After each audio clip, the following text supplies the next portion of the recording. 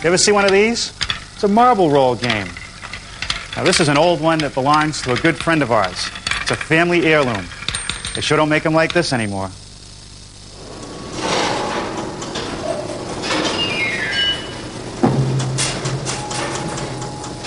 Here at Boston's Museum of Science is a high-tech version of that marble roll.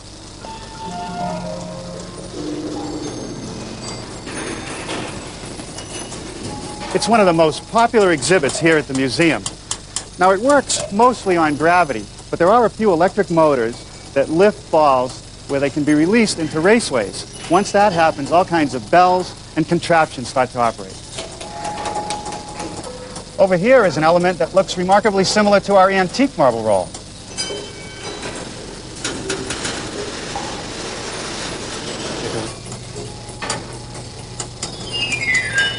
It's a fascinating exhibit. I could watch it for hours. Before we get started, though, I want to talk about shop safety. Be sure to read, understand, and follow all the safety rules that come with your power tools. Knowing how to use your power tools properly will greatly reduce the risk of personal injury. And remember this, there is no more important safety rule than to wear these, safety glasses. Now, let me show you how I built this game. Now, the first thing I want to do today is make the gutters, or troughs, that the ball will roll in. And that starts out as a piece of poplar that's 2.5 inches by 1 3/8 inches. And what I want to do is rough out a half circle in each piece. I could do that with just a saw blade in my table saw, but I'm actually going to use my twin blade dado head cutter. It's a wobble type cutter with a hub, and as you turn the hub, you get a variety of different widths. Now, I want to start at about 5/16 of an inch. And I'll set it up and make one pass right down the middle of each piece at the deepest point of the trough.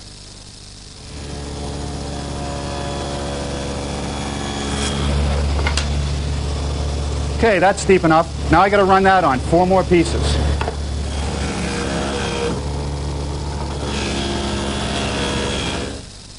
Now for the next pass, I'm going to tilt the blade to 10 degrees, lower it a bit, and move the fence a little bit closer to start forming that circle. Let's see how we did. That should do it.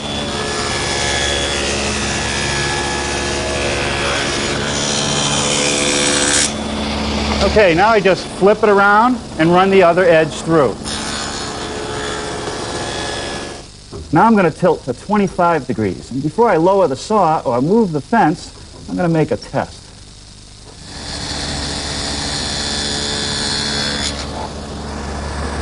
That's great. I'll just run them through.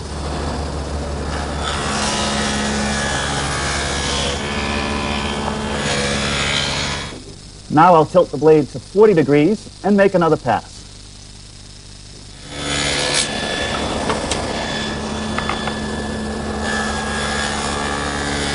Now I want to bring the blade back up to 15 degrees. I'm going to have to probably lower it just a little bit and readjust the fence for the final pass along each edge.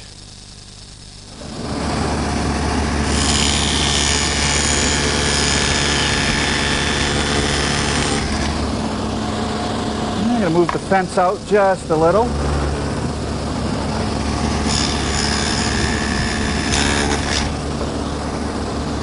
That's it.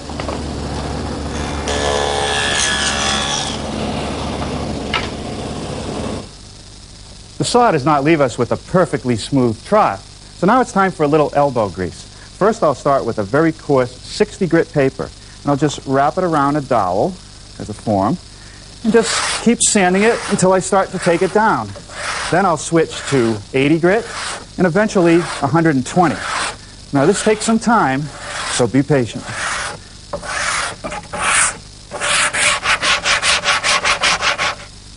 The next thing I want to work on are these vertical pieces which receive the chutes. They all fit into dados, an angled dado. And that dado has to match the slope of the chute, which is 4 degrees. Now if I simply put a dado head cutter in the table saw and tip it to 4 degrees and start milling this dado, I'm going to have a problem, because what I'm going to end up with is sort of a sawtooth bottom dado instead of a straight bottom dado. So what I'm going to do is start with just a single table saw blade, tip it 4 degrees, and make these shoulder cuts. Here's one of the side pieces all laid out. Each X indicates the side that I want the dado on. And because the saw blade only tips in one direction, I'll only be able to make this one and this one in this position, and I'll have to turn it around to do the other three.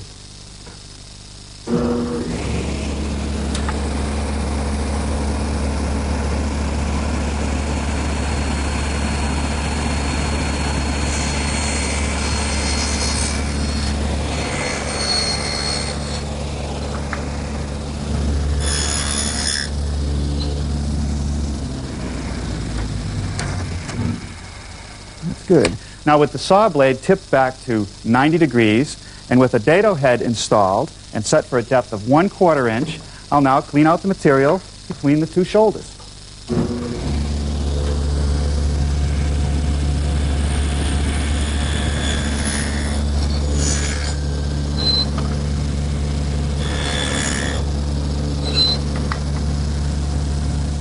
While the dado head is still in the table saw, I need to make a rabbet in the end pieces to receive the top. And on the end where the catcher is, I need another rabbet at the bottom.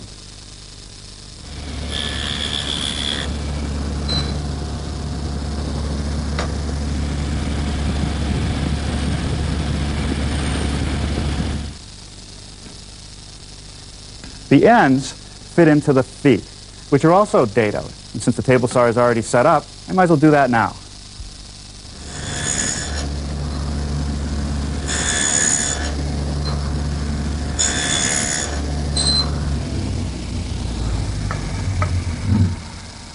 Good.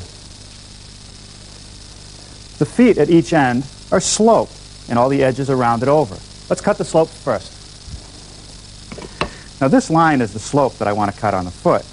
My miter box only goes to 45 degrees, not even close. But the temptation is to put the piece on end. That way I could cut it, but with the narrow end against the fence, not very stable and certainly unsafe. So I want to show you a little trick. I take a piece of plywood about 6 inches wide, rest it up against a saw stop, and now I have a nice broad base for which I can secure the piece. Now this is where my laser-guided miter box comes in real handy. So all I have to do is swing the beam over until it's parallel with the line, lock it in place, and make the cut.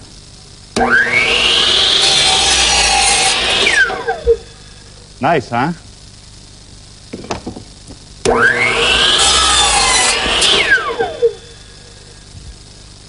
Now here I've installed a 2-inch drum sander in my drill press. And I want to use it to just knock off these sharp corners. Just freehand it a bit.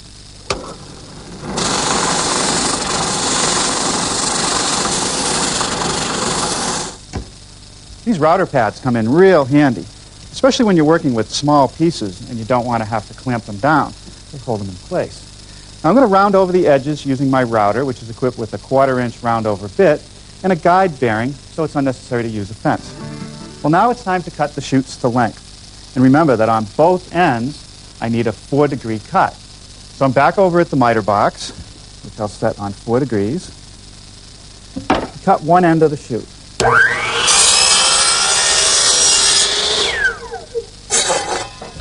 Now, whenever I want to make very precise measurements, I don't hook the end of my tape on the piece of wood, because these tips tend to wear out in time, or some glue might get stuck in it and it doesn't want to work properly.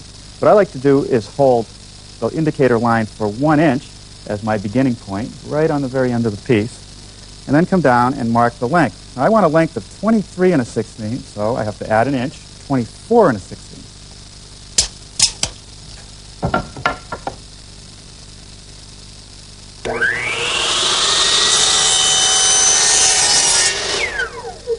Now, without moving the piece, I'm now going to slide my stop block in place so that all the 4 remaining pieces will be exactly the same length as this first one.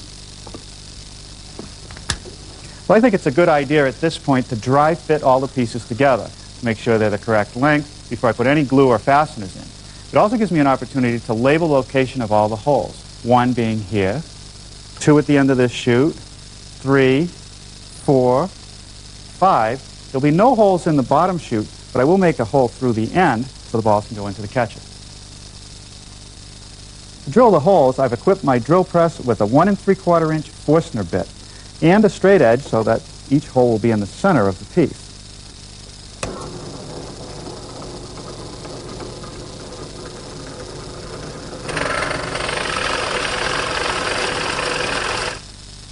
Now when it comes to drilling the chutes, I don't want to start from the chute side because it's going to hit the edges before the point makes contact with the wood. So I simply flip it over.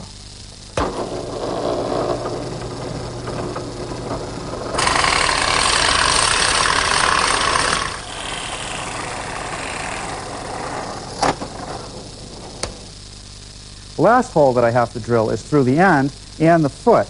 And so that the holes will line up, I'm going to temporarily fasten the foot.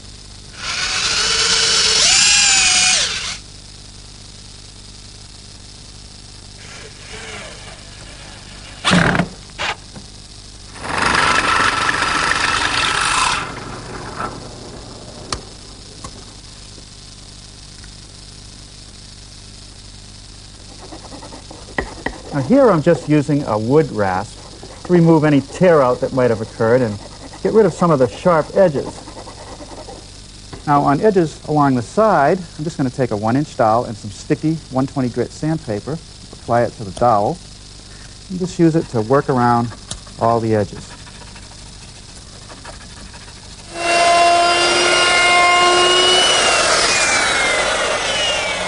Using the same 1/4-inch round over bit that I used earlier to ease the edges on the foot, I'm now doing the bottom edge of the holes on the chutes. I'll do both edges on the top piece.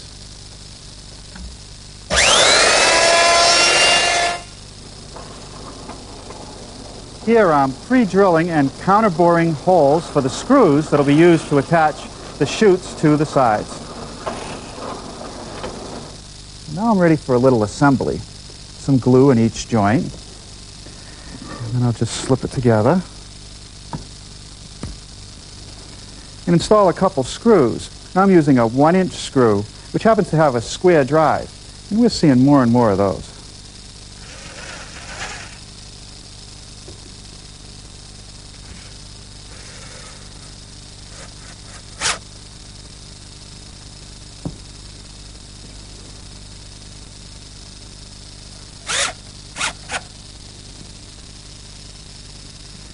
Now for the top piece,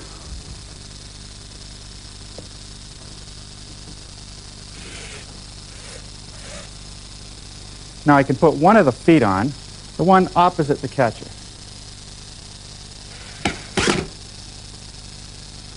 Well, let's give it a test drive.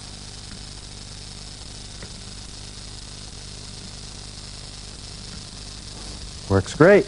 All I need to do now is build a catcher. The catcher is made up of a piece of 3/4-inch poplar cut in a circle with a groove into which I installed a wall.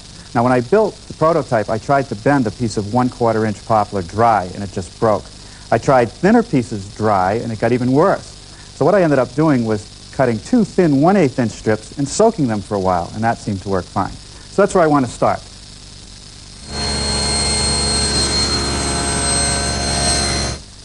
Well, let's see how good they can swim. We'll let them soak in here while I build the base. Cut the circle for the catcher. I'm going to use my router, which is equipped with a 1/2-inch straight cutting bit. I'm not going to use the factory installed base. I'm going to use this homemade one, which is just a piece of 1/4-inch plywood. Now I used the factory base to lay it out, to get the edges and locate the holes for the screws. But I put this extension on, and what that does is it allows me to cut circles. For instance, if I use this hole right here, I get about an 8-inch diameter circle, which is what the base is. If I use one way out here, I can get a hole about 18 inches. In fact, this jig will cut circles up to 20 inches in diameter.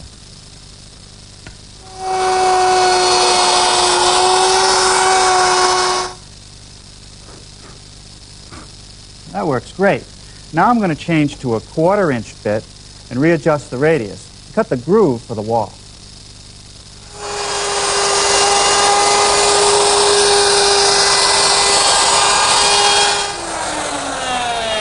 With the groove complete, I'll cut out the throat of the catcher with a handsaw.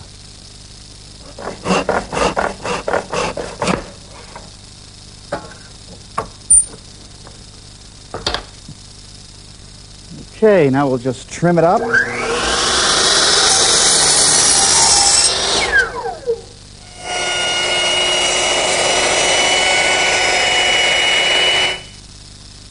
I've just made some layout marks because I want to remove some material from the bottom of the leg so that the catcher can slip underneath it.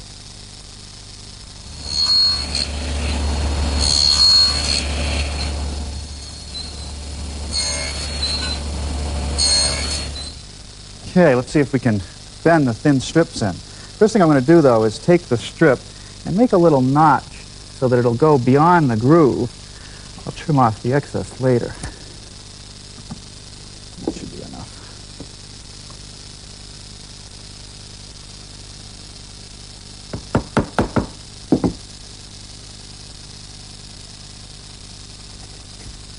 Now I'm just going to make a very rough cut so that I'll be able to clear my clamp.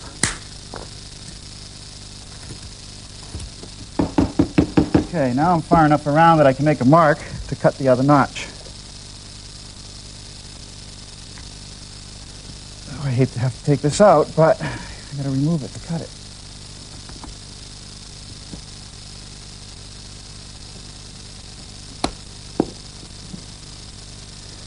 Okay, now we put some glue in the groove.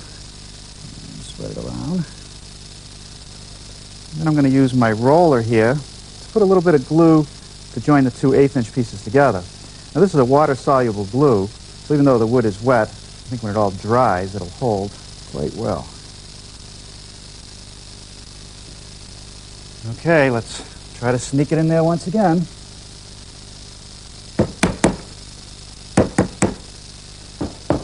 If we get real good at this, we can make our own tambourine. Now I'm just going to clamp it a little bit. Now I'm going to apply a little glue to the throat of the catcher and clamp it in place.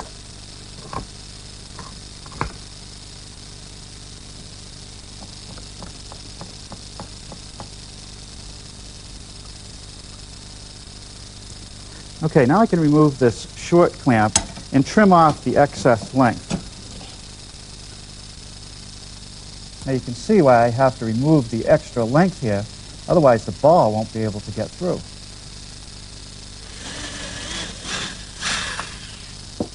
Now I just need one little screw to secure the end.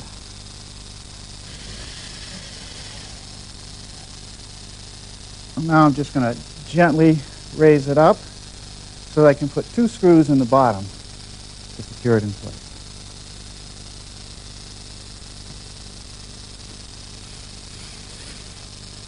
Well, now I can remove the long clamps.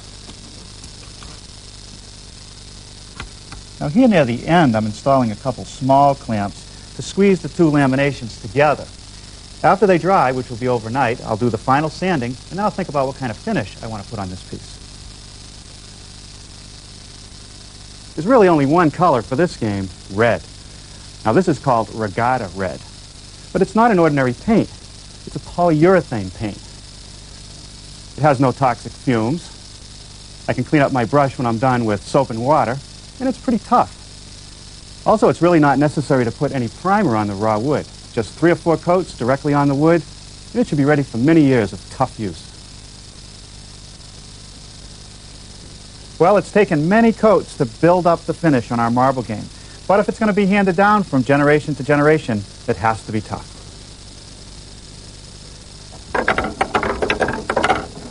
Plenty of action, plenty of noise, more than enough to keep a child, or even an adult like me, occupied for hours. Now, next time we're going to build these modular furniture units, perfect for the student's room. This door unit has plenty of storage room inside. The drawer unit is more than enough for the wardrobe. And the open shelves are for storing the books. I'll show you how to build one next time, right here on the New Yankee Workshop. More from Norm in just a couple of moments as he comes up with an alphabet wagging after the break.